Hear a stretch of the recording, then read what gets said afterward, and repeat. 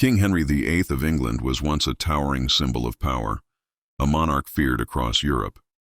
Yet behind the crown, his life became a grotesque tale of decay, greed, and paranoia. As he grew older, his body betrayed him. Obesity consumed him until he could barely move, and festering ulcers on his legs oozed foul-smelling pus. Servants carried herbs and perfumes to mask the stench that followed their king wherever he went. The mighty ruler of England had become a prisoner inside his own rotting flesh. A brutal jousting accident shattered more than just his bones. It seemed to change his mind as well.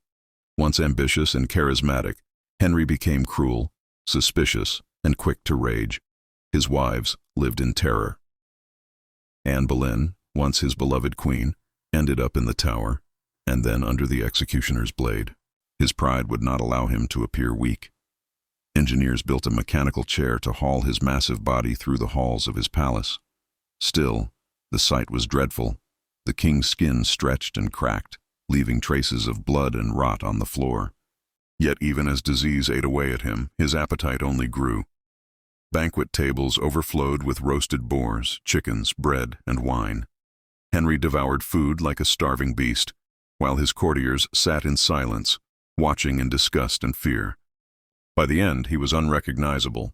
His body swelled grotesquely, his face pale and bloated, his mind clouded by paranoia. He slept surrounded by weapons, convinced that enemies lurked in every shadow. When death finally came, it was not merciful. His corpse swelled and festered until even the doctors recoiled from the smell.